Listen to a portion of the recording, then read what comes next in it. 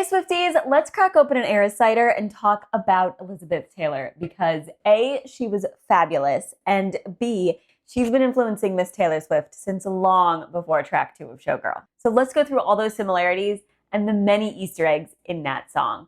But first, I think we can make things a little more glamorous than just using this can, as cool as it is, right?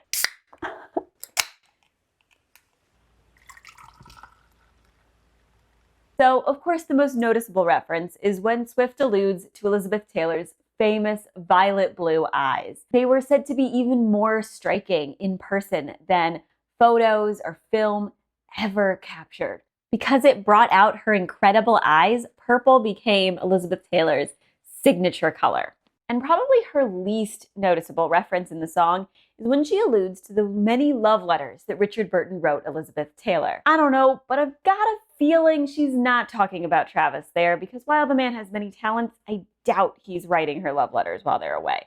But I could be surprised. We do know that Richard Burton, however, was very much a letters person, and he wrote some beautiful love letters to Elizabeth Taylor, the last one a mere 2 days before his unexpected death. And Elizabeth Taylor herself has said that if he lived longer, she thinks they would have gotten back together for a third time. Now, I believe that line is also referencing their last phone call, which was that same year, where they planned to meet up in a few months, and Burton ended that call with a very uncharacteristic sign-off.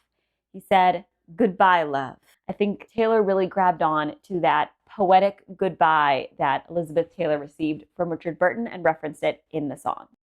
Go on. The similarities began right away, as Elizabeth Taylor and Taylor Swift both started in show business very young and were immediately in the public eye. Elizabeth Taylor landed her first film role at the age of 10 in 1942. It was a bit part, but she quickly followed that up with Lassie Come Home, and then the star-creating role of Velvet Brown in National Velvet in 1944 at the age of 12. Taylor Swift, of course, started with her RCA development deal at the age of 13 and saw her first album come out at the age of 16, where she immediately went gold. They both grew up and loved very much in the public eye, going through a few relationships before finally finding their soulmates. We all know the stories of Taylor and Travis at this point, but let's talk about Elizabeth Taylor's.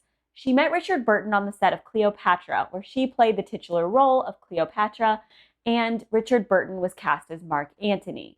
Now, that on-screen romance quickly turned into a passionate, devoted off-screen romance. The only problem was that they were both married. When the public found out they were truly together from a set of secret paparazzi photos, it became a huge scandal. The world was not ready for two homewreckers forging their new relationship, and the press profited massively. People ate it up. They wanted every detail of what was dubbed le scandale. And it led to the creation of the paparazzi as we know them today. In fact, the term paparazzi was coined in connection to Burton and Taylor. So here's the story. According to Furious Love, a biography of Burton and Taylor that Taylor Swift herself has talked about reading and liking, and which I highly recommend. The term paparazzi originated from the 1960 film La Dolce Vita, directed by Federico Fellini. He watched the relentless efforts of the Italian photographers to capture photos of the famous scandalous couple and named a photographer character who relentlessly pursues the lead, Paparazzo. He felt that both the name and the constant photographers reminded him of a buzzing insect, and the name stuck. Cleopatra is one of Elizabeth Taylor's films that Taylor Swift herself has mentioned as one of her favorites. She even included Cleopatra posters at the rep lounges, likely a nod to the Reputation line, Burton to this Taylor. Additionally, the wig that Taylor Swift wears on the It's Rapturous cover, where she references Reputation, also feels similar to Elizabeth Taylor's hair in Cleopatra. The public's fascination of Burton and Taylor fueled the paparazzi career and created the model for the pursuit of Taylor and her relationships thus far. Sometimes it didn't feel so glamorous to be Elizabeth Taylor either. As her career grew, her entourage expanded and it became harder and harder for her to find peace. a phenomenon that Taylor herself has talked about as well in songs like Peace. And when she says, "all my white diamonds and lovers," she has a double reference there. First, she's calling out both her and Elizabeth Taylor's love of fine jewelry.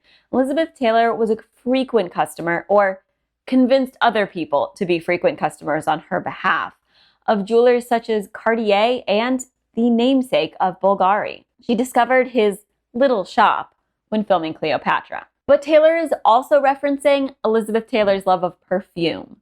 Elizabeth Taylor launched several very successful perfumes, and the most successful of them was one called White Diamonds.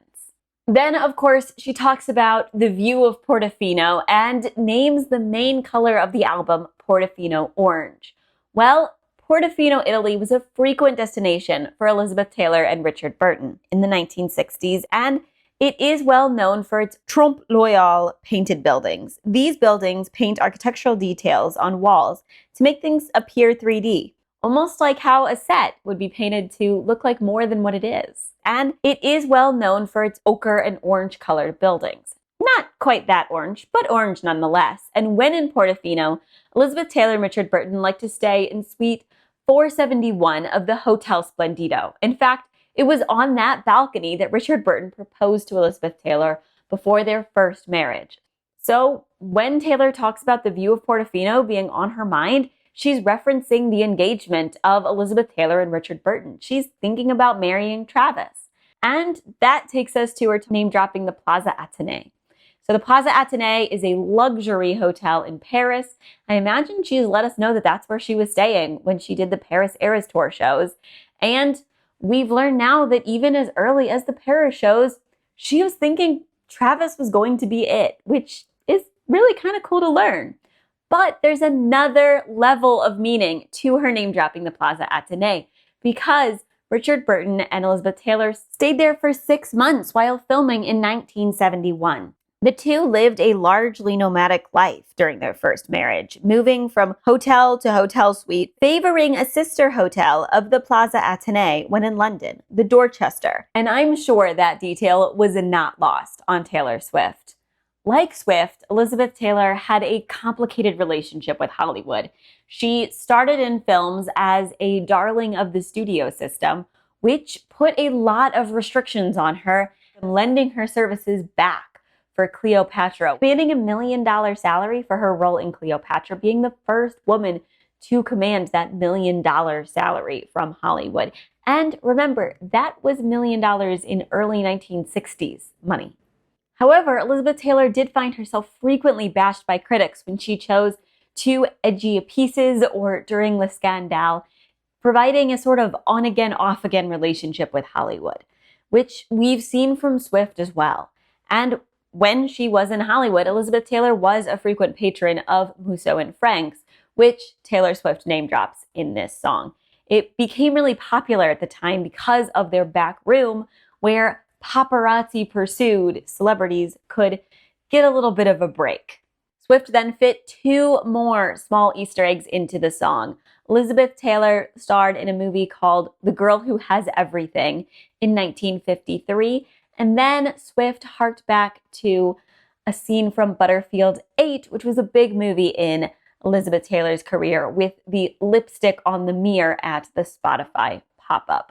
If you want to learn more about Elizabeth Taylor, then I highly recommend this biography, Furious Love. And if you want to see Elizabeth Taylor in action and see the way that she was able to just capture the camera's attention, she was a phenomenal actress, and you don't see anything quite like the way that she steals every single scene she is in. There are several movies that Taylor Swift has also said that she loves: Cleopatra, Who's Afraid of Virginia Woolf, Cat on a Hot Tin Roof. These are all really, really big Elizabeth Taylor movies. So those are 2 places where I would start if you want to learn more about Elizabeth Taylor. And I hope you've enjoyed looking into all the similarities in the songs.